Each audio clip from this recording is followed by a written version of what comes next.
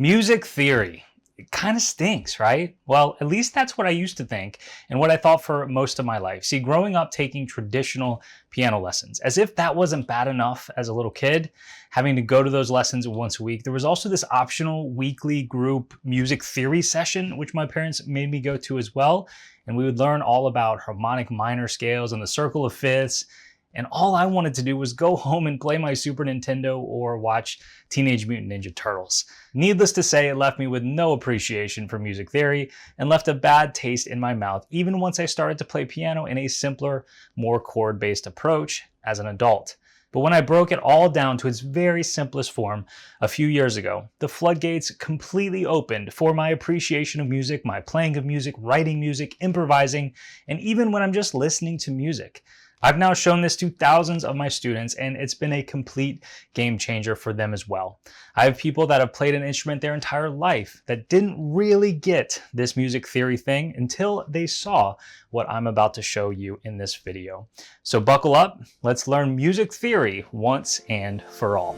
If you're new here, I'm Jacques Hopkins, and this is Piano 121 Days, where we help regular people learn to play their favorite songs on the piano in as little time as possible. So if that sounds good to you, please consider giving this video a like and go ahead and click subscribe to the channel.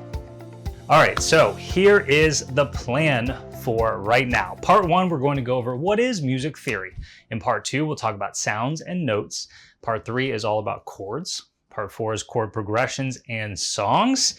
And part 5 is scales and keys. Key meaning like, what does it mean when a song is in the key of C or B flat or so on. So let's get started with part 1. What is music theory? At its simplest form, music theory is the language of music. It's the whys of what we're doing and not just the hows. For example, if I want you to play a specific sequence of 4 chords, F major, then B flat major, then D minor 7th, and then a C major, and I walked up to you and I physically put your fingers on an F major chord, I had you play it, and then I did the same thing with the other 3 chords, I basically just showed you a simple how, but you're left with no idea about the why. Now, if instead I said, play for me a 1, 5, 6, 4 progression in the key of F major and make the 6 a minor 7th and invert the 4 and the 5, well, that's communicating in the language of music. And if you understand the whys, then playing that would be completely second nature for you. In both examples produced basically the same result, but in the first one, I just gave you the answer without explaining anything. And in the second example, if both you and me both speak this language of music and you understand the whys, then we transcend just parroting back what's on a piece of sheet music, for example, or the exact notes a YouTube song tutorial told us to play. It's kind of like if we went on a trip to France together, you and me. We go to this beautiful cafe with a view of the Eiffel Tower. You notice a local at the next table and you're attracted to them and you want to say something to them. But the problem is you don't know a single thing about the French language. So I give you an exact line to say, and that person responds in French, of course, but then you have no idea how to continue the conversation because I haven't taught you French at all. I just taught you one thing to say. But if instead you truly learned the French language before our trip, you could speak to them for hours. You could get lost in the conversation. You could relate to them. You could joke with them. You could plan the rest of your lives together. But the language itself would be second nature to both of you. So knowing music theory helps us do the same thing with music. The language itself becomes second nature, allowing us to get lost in this whole new, wonderful world. So that's what we're doing here. I want to teach you this language of music in its simplest form so you can truly experience this world of music. So let's start with the basic building blocks, notes. Here we go. Part 2 is notes. Much the same with the alphabet or letters being the building blocks of words and language, notes are the most basic building blocks of music. So let's talk a little bit about what a note is. See, all sounds are vibrations which travel through the air and they vibrate our eardrum, and then our brain interprets that vibration to the sound that we hear. If something vibrates really, really fast, we hear that as being high-pitched, high, high, high. If something vibrates slowly, we hear that as being lower-pitched, deeper sounds, okay? Let me go ahead and demonstrate this for you on my daughter's ukulele. If I pluck this string right here, which just happens to be a C note, this string itself is physically vibrating. Here, let me get closer to the camera so you can see this.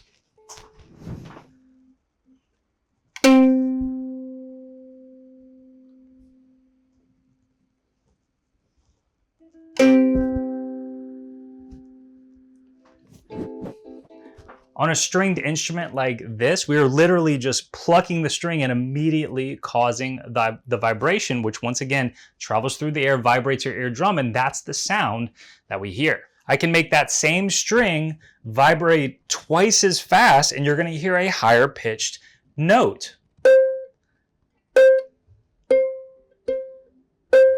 You hear that, how that sounds like a higher pitch than this right here? That's because of a different rate of vibrations that we're hearing.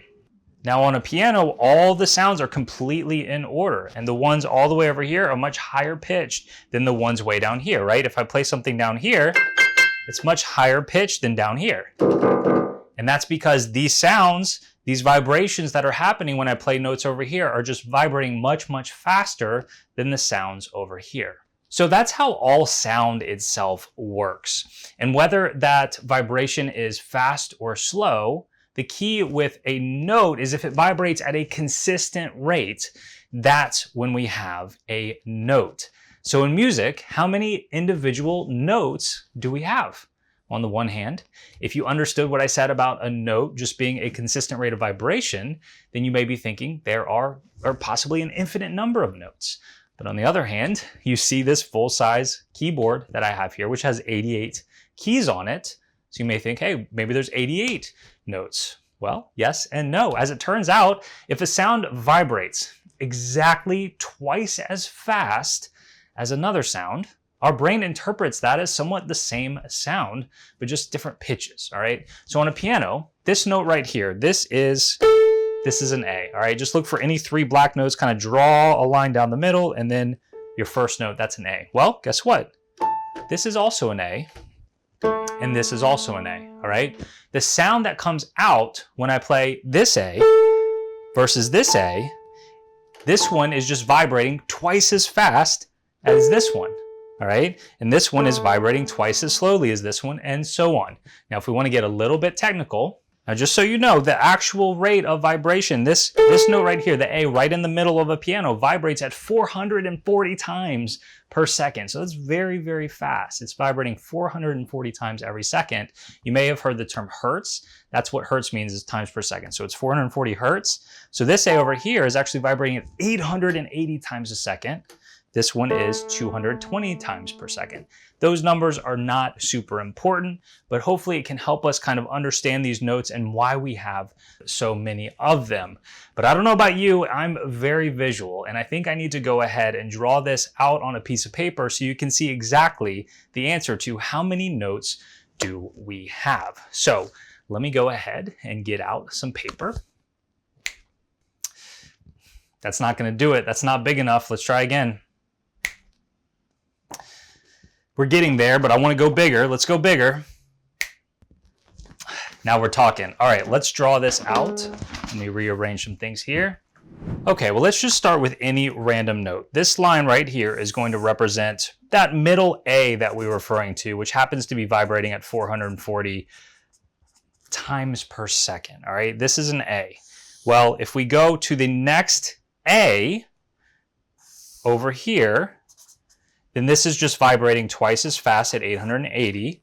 And then we have another A over here, and there's really an infinite number of A's in either direction, but the ones closest to the middle are the most commonly used.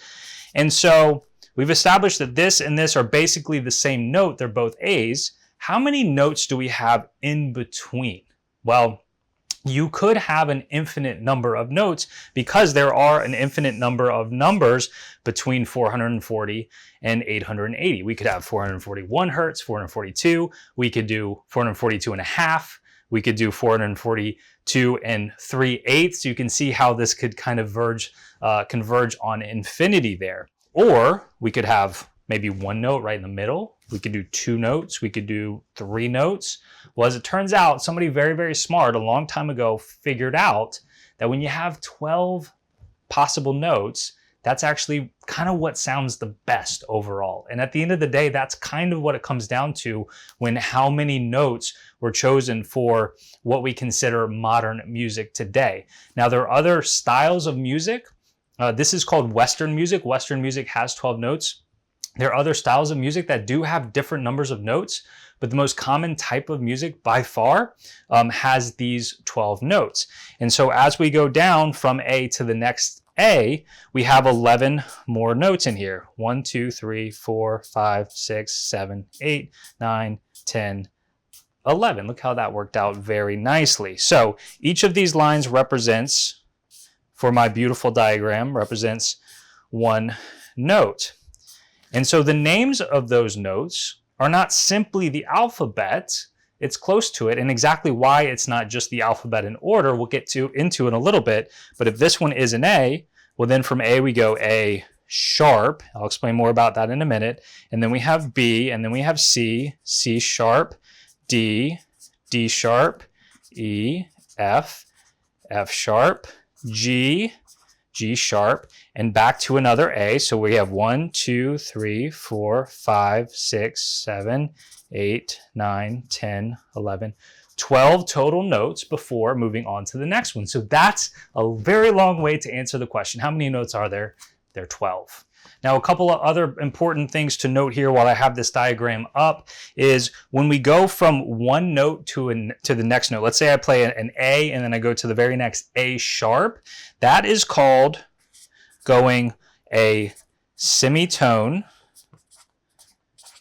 You moved to the right one semitone. It's also called a half step.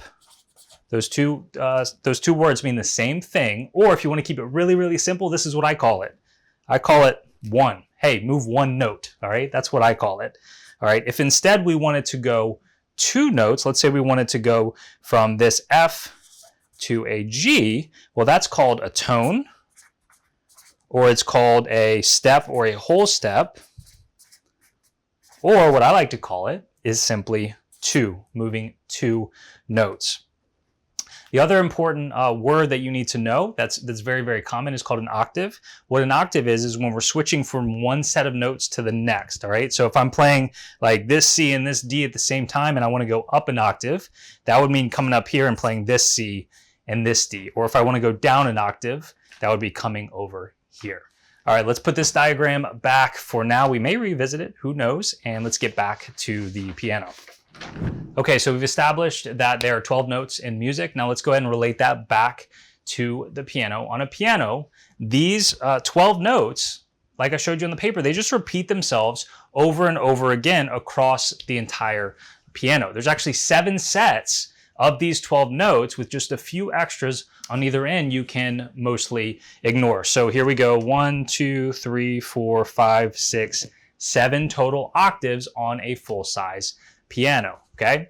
So let's go ahead and focus in on one of these sections and go ahead and learn the names of these 12 notes. So we'll start with this one here right in the middle. So the white note just to the left of any two black notes is always a C note, all right? And then the white notes are all just letter names. And then when we add something to it, remember I mentioned the sharps earlier, we also have flats. Those are the black notes. So let's just focus in on the white notes for now.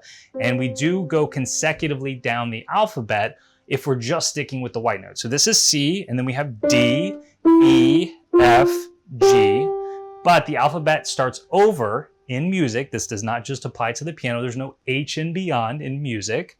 And then we have A and B, all right? So those are the 7 white notes.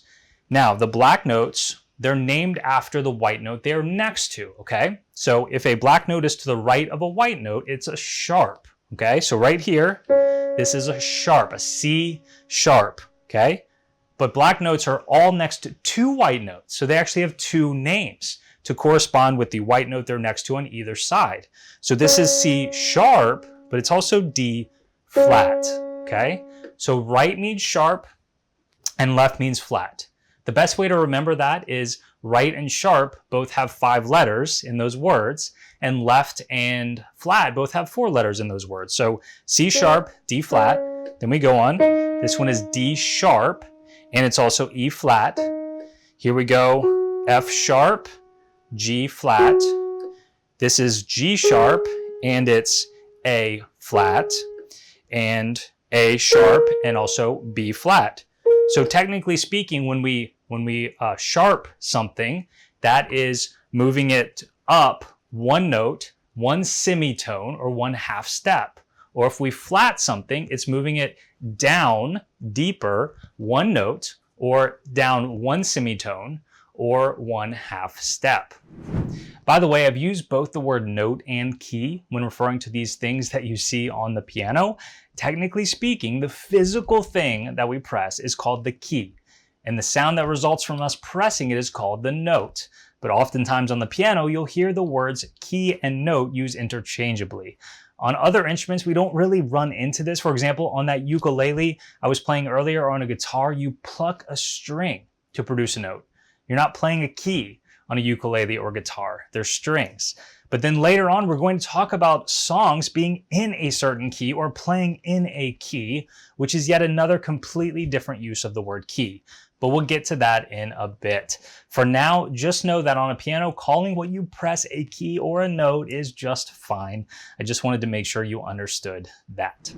So now that we've learned the 12 notes in music and essentially the names of all 88 keys on a piano, it's time we take a look at the next step and look at chords. So here's part 3, chords. Simply put, a chord is just multiple notes played at the same time. So for example, that's a C major chord. Here is an F sharp minor chord.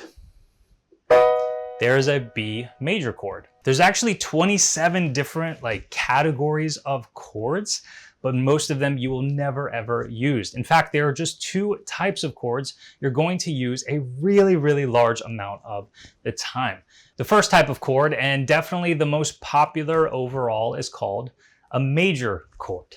Major chords, they sound happy and uplifting, and you can play any major chord on the piano by remembering this super simple formula 4-3. Growing up in piano lessons, I basically had to memorize all the major chords. Well, now that you know this formula 4-3, you pretty much know all the major chords. Let me show you what I mean. If you want to find any major chord on the entire piano, let's say a D major chord, you start on the letter that's in the name of the chord. All right, so we're going to start on D, and then you apply your formula 4-3. So you go to the right, the very next 4 notes, 1, 2, 3, 4. All right. It doesn't matter if they're black or they're white. They all do exactly the same thing. They're all spaced exactly the same apart. And then we go up the very next 3 notes. 1, 2, 3. There's our D major chord. Let's try a G major chord. So we'll start on G, go up the very next 4 notes. 1, 2, 3, 4, and then 3. 1, 2, 3. G major chord. All right, let's go a little trickier here. Let's try a C sharp major chord. All right, we'll start at C sharp. So the right is sharp. And then we'll go up 4. 1, 2, 3, 4. 1, 2, 3. That's a C sharp major chord. One thing I kind of didn't mention when I had the diagram up earlier is that those 12 notes that somebody really smart came up with a long time ago are all evenly spaced among each other. It doesn't matter if they're white or black or so on. And so going from a C to a C sharp is the exact same distance musically as going from a C sharp to a D, or from going to say an E to an F. Those are all equally spaced apart. So next we have minor chords, which they sound a little more sad and moody, and their formula is just the reverse of major chords. It's 3-4. So let me demonstrate a couple of minor chords for you. Here's a C minor chord. All right, compare that to the major chord, C major chord. You can hear the difference in the tone and the emotion in that. Here's a G major chord versus a G minor chord. Right? Hopefully you can kind of hear the difference in the overall emotion and tone.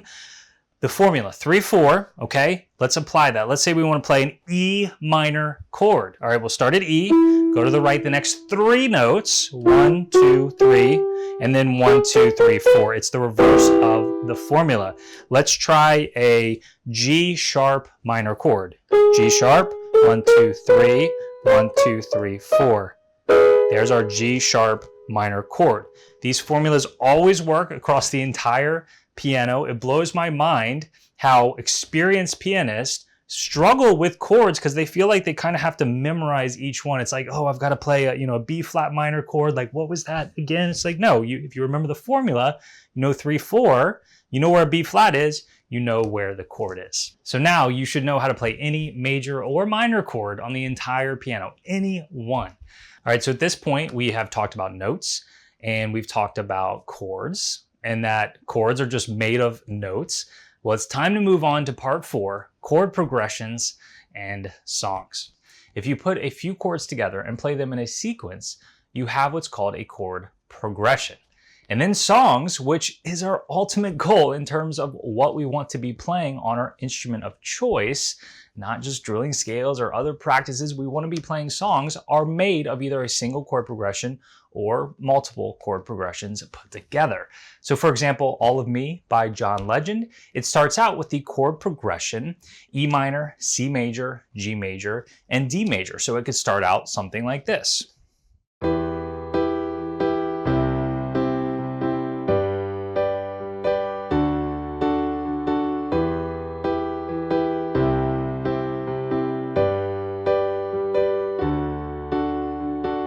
So that chord progression right there in All of Me by John Legend is the introduction and all the verses. The pre-choruses and choruses and bridge all have kind of different chord progressions, and we put them all together. That makes up this particular song. And every song will either have the same chord progression throughout the entire song, which those are a little more repetitive, but more commonly you'll have multiple chord progressions, kind of like All of Me by John Legend. Let's keep going with our music theory. At this point, let me ask you a question. Can just any combination of chords and chord progressions make up a song? What I mean is, now that we know all the major and minor chords, could we just pick a few randomly, put them together, and have a song that sounds good? Well, the answer is no, and the reason is that's just not how music theory works. Not all chord combinations are going to sound good together in a sequence. To understand what chords sound good together, we next have to understand scales and keys. So that brings us to part 5, scales and keys. Every song is considered to be in a certain key. You may have heard that before. For example, Imagine by John Lennon, it's in the key of C major. Bohemian Rhapsody by Queen is in the key of B flat major. Wonderwall by Oasis is in the key of F sharp minor. But what the heck does that even mean? It blows my mind how many accomplished pianists and musicians in general don't truly understand the power of the key of a song, all right? So in its simplest form, the key of the song really tells us 3 very important and useful things about that song. So first of all, it tells us what 7 notes could be used in that song. And those 7 notes are commonly referred to as the scale. That's what a scale is. And just like chords, scales have universal formulas too. So the formula for major scales, for example, is 2-2-1, 2-2-2-1. Let me demonstrate a couple of major scales for you. Once again, you don't have to memorize all the scales, but if you memorize this one formula for major scales, you know all the major scales, okay? So let's take an easy one. Let's go C major scale. Once again, 2-2-1, 2-2-2-1. So we'll start at C, go up the next 2 notes, 1, 2, 2, 1, 2, 2, 2, 1. In general, C major is probably the most common key that somebody will play in, especially on the piano, because it's probably the easiest since it's all white notes. There's no black notes at all in the C major scale. So if a song is in the key of C major, it's very unlikely we're going to use any black notes at all. Let's try another example. If we have a song in the key of D major, we want to find, okay, what 7 notes of the 12 notes might be in this song? Well, we need to find the D major scale, and we use our formula, okay? So start at D, 2, 2, black note, 1, 2, 2, 2, 1. So the D major scale has 2 black notes. So it's very unlikely you're going to find a C note in a song that's in the key of D, but you'll probably find a C sharp. Likewise, you'll probably not find an F note, a regular F note, the white key. You probably will find an F sharp. So hopefully you can see already how useful scales can be and that they're not just meant for drilling over and over again like your childhood piano teacher used to have you do. They are actually really useful in telling you which 7 of the possible 12 notes might be in a particular song. So if we have a song that we want to play that's in the key of, say, like a G sharp major, well then we know, because of everything I've gone over with you, we know what 7 notes we might find in that song, and we likely won't even use the other 5. So the first thing that the key of the song tells us is what 7 notes could be in that song. The second thing that it tells us is what chords could be in that song, which is actually pretty similar to the first thing, because if we can only use 7 notes, then it's just going to be the chords that use 3 of those 7 notes. But here's where it gets even cooler. If we refer back to the scale that we just went over and assign a number to each note in the scale, all right, let's go ahead and do that. All right, let's take our easy C major scale and let's number each of the 7 notes. 1, 2, 3, 4, 5, 6, 7. Then the 1, the 4, and the 5 of the scale, those are always going to reference your major chords that we can use in the song. 3 major chords that we can use in the song, all right? The 2, the 3, and the 6 are going to refer to your minor chords that you can use in the song. So not only does the key tell you what chords might be in the song, there's only 6 possibilities, 3 of which are major and 3 are minor. So if we're in the key of C major, we will be able to use C, because it's the 1, C major. The 4 is an F, so F major, and the 5 is a G, so G major. And then our minor chords are the 2, so D minor, the 3, E minor, and the 6, so A minor. All right, that was an easy one. That was the C major key. Let's go with A. Let's say a song is in the key of A major. What chords could possibly be in that song?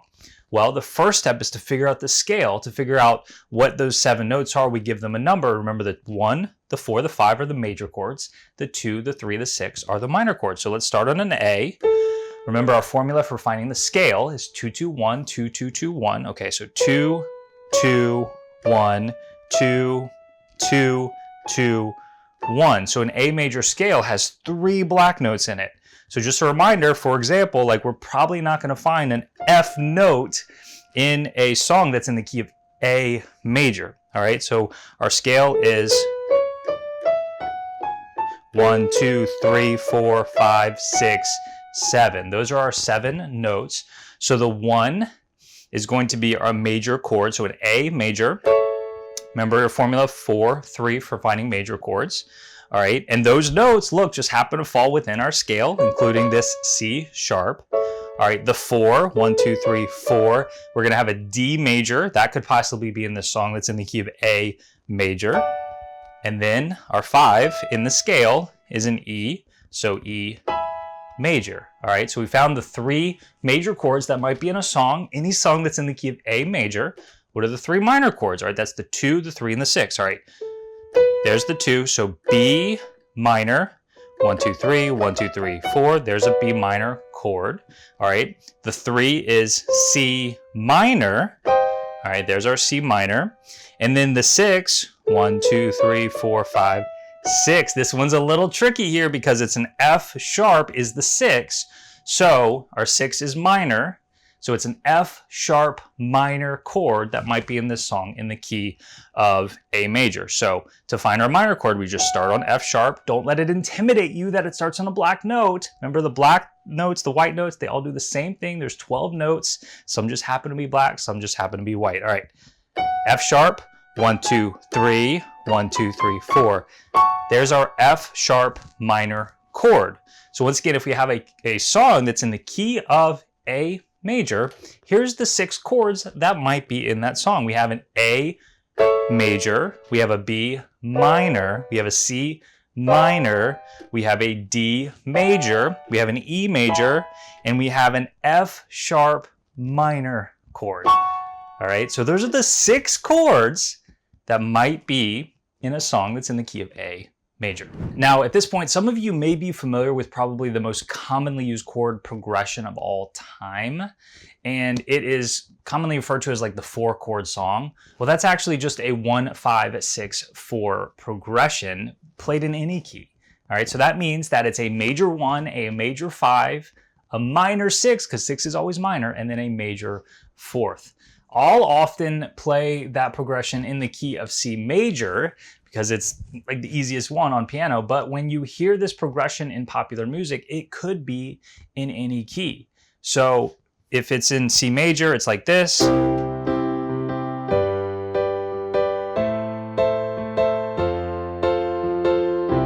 Thousands and thousands and thousands of popular songs use that exact chord progression, but it doesn't necessarily have to be in the key of C major. Let's take that exact same chord progression and use our A major key that we just kind of learned together, and let's do a 1, 5, 6, 4 chord progression in A major instead of C major. So 1 is A, and then we'll go 5 next. So 1, 2, 3, 4, 5. So then we'll have an E major.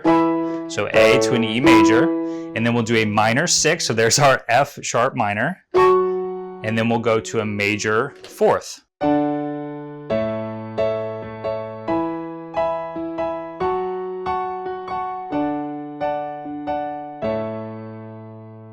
So by understanding the number system that I just showed you and keys, it allows you to transcend that key and apply it to any key.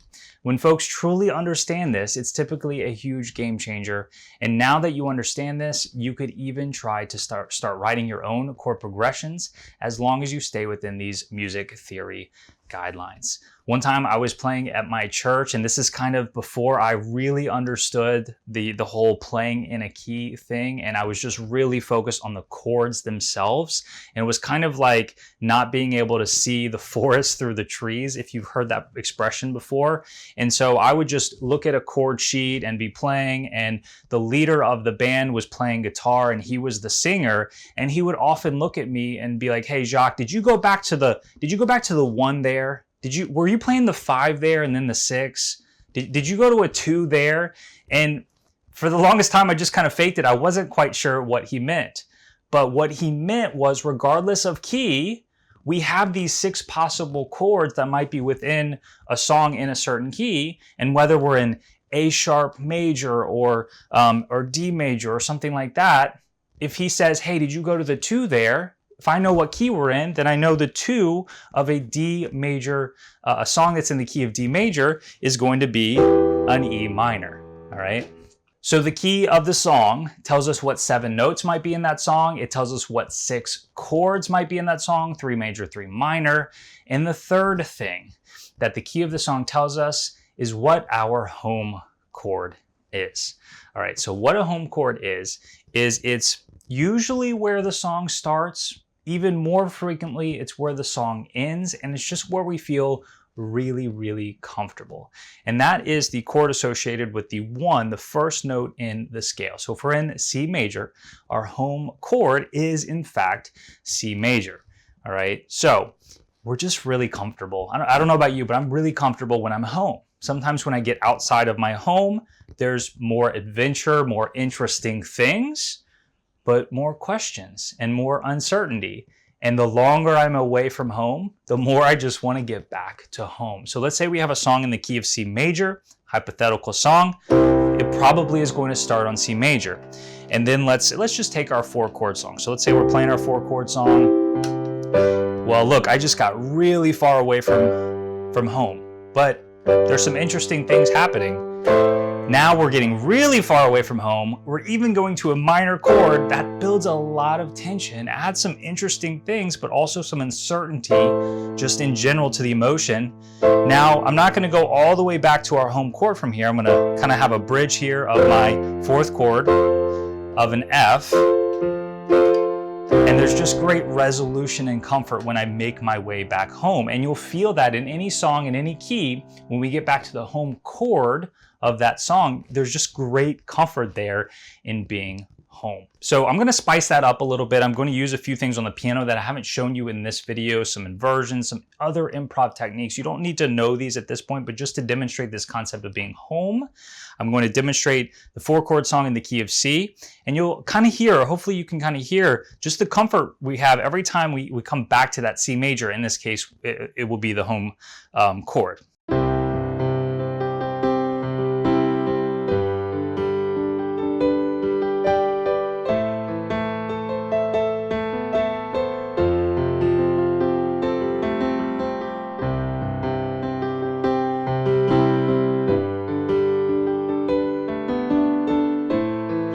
A lot of tension right now.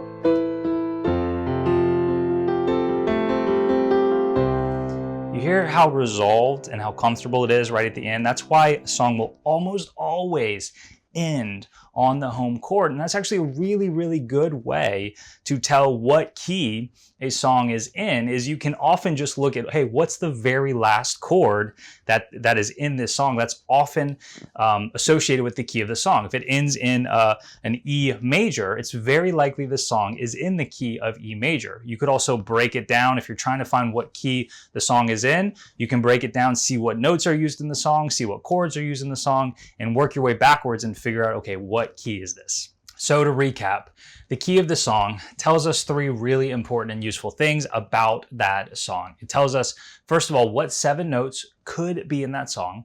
2, it tells us the 6 chords that could be in that song, 3 major, 3 minor, right? And 3, it tells us our home chord. Pretty cool stuff, right? At this point, your head is probably spinning with the possibilities, but also you may be asking some really smart questions. So let me go ahead and clarify a few things that may be on your mind and also bring up a couple of possible exceptions to these rules. All right, so possible really smart question number 1. If we can have 7 notes in the key of a song, why wouldn't there be 7 chords as well, 1 for each note? I'm glad you asked. That is a really, really good question. And oftentimes when I'm presenting this material, some smart person in the audience will raise their hand, Jacques, what about the 7th chord? All right, so if you were paying attention, and if we're in the key of C major, we have our 7 notes, right? Well, we have a chord associated with the first 6 of them, right? C major, so we have C major, D minor, E minor, F major, G major, A minor. What about B? Why didn't we do the 7th note of the scale? Why did you completely skip it, Jacques? Well, here's the thing, right? B major, if you use your formula, is like this. B minor is like this. So both B major and B minor both have this F sharp, which is not in a C major scale. So it's not a major or a minor chord that's associated with the 7th note of the scale. It's actually kind of a rogue chord that you'll almost never come across. That's why I'm comfortable with just saying, hey, don't even worry about it. For those of you that are curious, it's actually called a diminished chord. And the formula for that is 3-3. Diminished, think like make it smaller, right? Instead of 4 and 3 or 3 and 4, we're actually just 3 and 3. We're making it a little bit smaller. So diminished chord is 1, 2, 3, 1, 2, 3. Doesn't sound great, and once again, you'll use it very, very infrequently. Probably the most common song that I know of that actually uses a diminished chord is Friends in Low Places by Garth Brooks. That 2nd chord in the whole song, if you go listen to it, it's a very, very unique and distinctive part of that song. So hopefully every time you hear that song going forward, you'll think, oh, this song has a diminished chord in it. It's very, very rare that you'll come across it. So just kind of, for the most part, forget about that 7th chord because you'll almost never need it. But you can remember that within any scale, within any key, the 7 is diminished. So the 1 is major, the 2 is minor, the 3 is minor, the 4 is major, the 5 is major, the 6 is minor, and the 7th is diminished. But let's not worry about that. Let's throw it out. Okay, got it? Good. Possible really smart question number 2. Can a song be in a minor key? Well, we didn't really go over that, but absolutely a song can be in a minor key. So we talked about songs maybe being in the key of C major or D major or A major, but yes, we have minor keys as well. So for example, we have a song in the key of A minor. In fact, there's a very popular song, House of the Rising Sun by the Animals. That's in the key of A minor. There's lots of popular songs that are in minor keys. All right, so what do we know about it? Well, the third thing, right, is our home chord. Our home chord is going to be A minor. Even though it's a minor key, it's a little more moody and sad, that is going to be where we're most comfortable within the song. If you look up the chords to House of the Rising Sun, you'll notice it starts in A minor and ends in A minor. It's in the key of A minor, and that is our home chord. But if it's minor, how do we figure out what the gotta get my fingers right, what are the 7 notes that are in that song, and what are the 6 chords? Because I showed you the formula for a major scale, not a minor scale. Well, let me show you how to make this very, very easy. I'm not even going to show you a minor scale because I have an even easier way to do it. Because I could show you the minor scale and then show you which ones were major and minor, but I'm going to teach you this concept called relative majors and minors, all right? Every minor key has a relative major key. They're related and they're basically the same, all right? And every major key has a relative minor key. All right. So the way you find out the relative is from going from minor to major, you go to the right 3 notes. If you're going from major to minor, you go to the left 3 notes. So if we're in the key of A minor, all right, and we want to find its relative major key, we go to the right 3 notes. 1, 2, 3. Well, the most popular and common minor key is A minor because it's the relative minor of C major. Okay.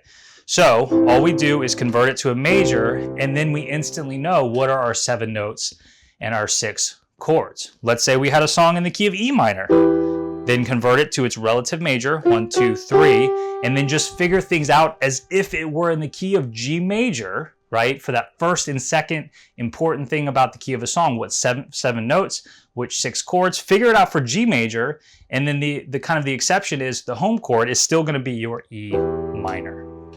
So if a song is in the key of A minor, then our notes that we can use are the notes of the C major scale. Our chords are still going to be C major, F major, G major, D minor, E minor, A minor. Same as C major key, but for A minor key, our home chord is A minor and not C major. Possible really smart question number 3. Can a song have more than one key? So yes, a song can have more than one key, and it's usually not more than 2. And when that happens, when the change happens, it's often called a key change. And there are some big time hits that have had key changes. More often than not, way more often than not, a song just has one key. And a lot of songwriters will find it kind of gimmicky to have a key change in a song. But I literally just Googled like most popular songs of all time that have a key change. Let me give you some examples. We have Whitney Houston, I Want to Dance with Somebody. In fact, I know that a lot of Whitney Houston songs have a key change. Michael Jackson's Man in the Mirror, Celine Dion, My Heart Will Go On, Lady Gaga, Perfect, The Beach Boys, Wouldn't It Be Nice?